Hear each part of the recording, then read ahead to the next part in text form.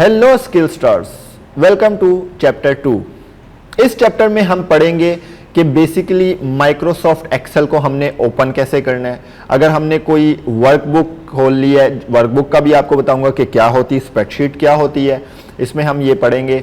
और आगे हम इसमें ये भी देखेंगे कि एग्जिस्टिंग डॉक्स को किस तरह से हमने ओपन करना है और उसको सेव करना है। ये स्क्रीन आपके सामने शो हो रही है और यहाँ पे सबसे पहले हम माइक्रोसॉफ्ट एक्सेल को एक तो यहाँ पे सर्च कर सकते हैं, जैसे कि विंडोज़ में आपके पास सर्च की ऑप्शन होती है।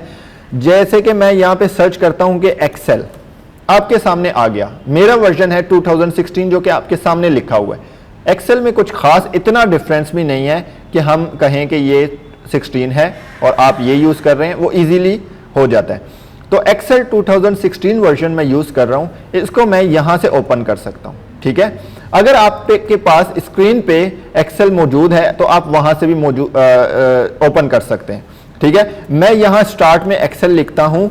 यहाँ पे अगर मैं एक्सेल पे राइट क्लिक करता हूँ, ठीक है, तो इसको मैं पिन टू स्टार्ट भी कर सकता हूँ। पिन टू स्टार्ट का मतलब है कि ये मेरे यहाँ पे विंडोज़ के स्टार्ट में यहाँ पे मौजूद होगा। अभी ये रिसेंटली एडिट में मौजूद है, लेकिन ऑफ कोर्स ये यहाँ पे अगर मैं पिन टू स्टार्ट करूंगा तो ये यहीं पे मौजूद होगा। सबसे पहले तो मैं इसको पिन टू स्टार्ट कर दूंगा, पिन टू स्टार्ट। अगर ये मैंने कर दिया और मैं इस विंडोज़ के ऑप्शन पे आता हूँ, इसका मतलब है कि ये यहाँ पे स्टार्ट में मेरे पास पड़ा रहेगा। दूसरा, आपका इजी टू एक्सेस जो होगा एक्सेल, आप यहाँ पे एक्सेल लिखें और इसको आपको अगर डेली बेसिस पे यूज़ हो रहा है आपके, तो एक अच्छी ऑप्शन है कि इसको पिन टू टास्क बार कर दें। टास्क बार किया तो ये आपका टास्क बार है, इसमें आपका माइक्रोसॉफ्ट एक्सेल पिन हो चुका है।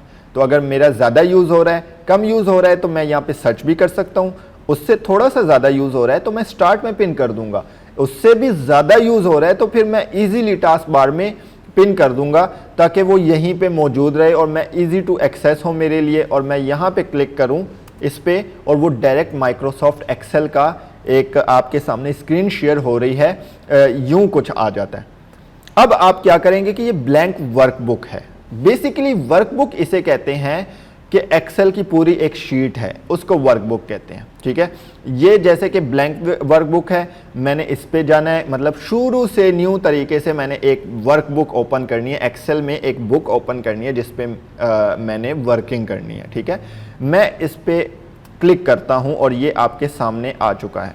बेसिकली ये जो लेफ्ट साइड पे आपके सामने वो आ रहे हैं, आप इसको क्लोज कर सकते हैं, वैसे मोस्टली नहीं आता। ये हमने कर दिया और ये आपके सामने एक स्क्रीन आ चुकी है। अच्छा, स्प्रेडशीट, आपको एक्सेल स्प्रेडशीट का वर्ड काफ़ी ज़्यादा सुना होगा। स्प्रेडशीट बेसिकली कहते हैं यहाँ से लेके यहाँ तक, मतलब जो आपको स्क्रीन बेसिकली एक्सेल ओपन करने में मिलने को देखते हैं, तो वो एक्सेल स्प्रेडशीट होती है। ठीक है, बेसिकली काफ़ी क्लाइंट्स आते हैं हमारे पास, वो कहते हैं एक्सेल स्प्रेडशीट चाहिए। तो हम समझ जाते हैं कि इसको इस जो दिख रहा है एक्सेल ओपन करके, इसी पे वर्किंग करनी है। तो अगर हम एक्सेल को देखें तो एक्सेल बहुत ज़्यादा कॉलम और रोज से भरा पड़ा है, इतने ज़्यादा कि आप नीचे जाते जाओ तो ये ख़त्म ही नहीं होगा। आप राइट रोज में जाते जाओ, कॉलम्स में जाते जाओ तो वो ख़त्म ही नहीं होगा। तो अगर आपने रोज एंड कॉलम्स को आपने देखना है एक्सेल का, तो शिफ्ट कंट्रोल और डाउन एरो अगर मैं प्रेस करूंगा तो आप देखेंगे कि ये बहुत नीचे तक सिलेक्ट हो चुका है। जहां तक हमारा एक्सेल में डाटा होगा वो वहां तक सिलेक्ट हो जाए। तो हम बेसिकली कुछ टर्म्स पढ़ लेते हैं, जैसे कि ये शीट्स है। ठीक है, वर्कबुक क्या कहते हैं? वर्कबुक पूरा ये एक्सेल है, इस पे हमने काम करना है। तो ये बेसिकली एक शीट है। मैं शीट 2 भी इसमें ओपन कर सकता हूँ, शीट 3 भी। इसकी मिसाल ऐसी है कि आपके पास एक बुक है, उस बुक में आपने पेज 1 पे भी लिखना है, पेज 2 ले आए, पेज 2 पे भी लिखना है, पेज 3 ले आए, पेज 3 पे भी लिखना है। इसी तरीके से आप जितनी मर्जी यहाँ पे शीट्स ओपन कर सकते हैं और इसको सेव करके एक बुक की फॉर्म में रख सकते हैं। और जब हम वो वर्कबुक ओपन करते हैं तो बेसिकली ये सारी शीट्स उसमें मौजूद होती हैं। ठीक है, तो ये हमारा होता है वर्कबुक। इस पे हम डाटा एंटर करेंगे, हम और चीज़ें सीखेंगे कि एक वर्कबुक पे हम क्या कुछ कर सकते हैं। ठीक है, इस वर्कबुक में मैंने फॉर एग्जांपल आपके सामने है, मैं एक टेबल बना देता हूँ, नेम, एजुकेशन और सिटी, और यहाँ पे लिख देता हूँ सी, ठीक है। ये मैंने एक वर्किंग कर ली छोटी सी, और मैं इसको सेव करने की कोशिश करता हूं। आप फाइल जो टैब देख रहे हैं ये सारे आपके टैब्स हैं। जो ऊपर एक्सेल में आप बेसिकली ऑप्शंस देख रहे हैं, home, insert, page layout, formulas, data, review, ये सारे आपके टैब्स हैं, ठीक है। इन टैब्स में से जो यहाँ पे नीचे ग्रुप्स फॉर्म बने हुए हैं वो मैं आपको एक्सप्लेन करता हूँ कि ये एक ग्रुप है फ़ॉन्ट का, जिसमें फ़ॉन्ट से रिलेटेड चीज़ें हैं, लाइक फ़ॉन्ट को अंडरलाइन कैसे करना है, बोल्ड कैसे करना है, फ़ॉन्ट का स्टाइल कैसे चेंज करना है, फ़ॉन्ट का कलर कैसे चेंज करना है, फ़ॉन्ट के ग्रुप को कैसे चेंज करना है। तो बेसिकली हर टैब में बहुत सारे ग्रुप्स हैं आपके सामने। होम टैब में फ़ॉन्ट है, अलाइनमेंट है, नंबर है, स्टाइल्स है, सेल्स है, एडिटिंग है। इसी तरीके से अगर हम इंसर्ट टैब पे जाते हैं तो इलस्ट्रेशंस हैं, एड्स इन है, चार्ट्स हैं और चीज़ें हैं, ठीक है।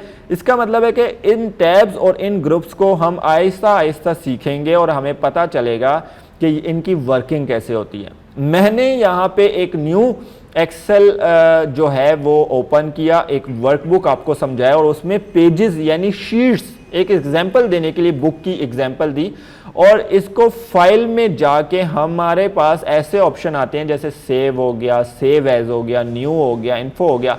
हमने देखना है कि इसको सेव कैसे करना है। तो बेसिक एक्सेल सीखते वक्त बच्चों का एक क्वेश्चन माइंड में आता है कि सेव और सेव एज में क्या फ़र्क है। अगर हम सेव करते हैं तो ये डायरेक्ट जो है हमें पूछेगा कि आपने कहाँ पे सेव करनी है। अगर मैं यहाँ पे डेस्कटॉप पे सेव करूँगा इसको, तो ये डायरेक्टली यहाँ पे आपसे पूछेगा कि इसका क्या नेम रखना है और इसको किस फॉर्मेट में आपने। एक्सेल के काफ़ी ज़्यादा फॉर्मेट्स हैं, आप आगे पढ़ेंगे कि इन फॉर्मेट्स का मकसद क्या है, इन फॉर्मेट्स के यूजेस क्या हैं।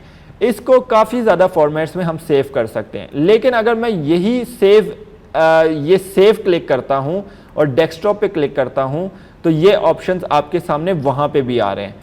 तो ये इसमें बेसिकली ज़्यादा कोई भी फ़र्क नहीं है, आप दोनों तरीके से इसमें सेव और सेव एज कर सकते हैं। इसका जो फ़र्क है मैं आपको बताता हूँ, छोटा सा फ़र्क वो ये है कि मैंने ये शीट बना ली और मैंने फाइल ऑप्शन पे क्लिक किया और मैंने सेव किया और डेस्कटॉप पे गया। इसका नेम मैंने रख दिया वर्किंग 1, मैंने वर्किंग 1 कर ली और इसको मैंने डेस्कटॉप पे सेव कर दिया।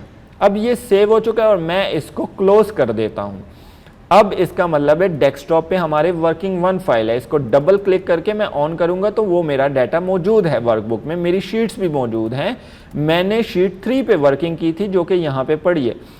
अब अगर मैं यहाँ पे लिखता हूँ, फॉर एग्जाम्पल मैं यहाँ पे लिखता हूँ अरसलान, मतलब एक नया डाटा लिख दिया, तो इसको मैं कंट्रोल एस से, जो कि हमारा शॉर्टकट की है, कंट्रोल एस से डायरेक्टली सेव हो जाएगा और वो फिर हमारा डाटा, अगर हम एक्सेल डायरेक्ट बंद करेंगे तो वो हमारे से नहीं पूछेगा, वो कहेगा सेव है आपका। कंट्रोल एस किया और ये मैंने क्रॉस पे क्लिक किया, ये डायरेक्ट सेव हो चुका है, जिसकी वजह से एक्सेल ने कोई एरर नहीं दिया।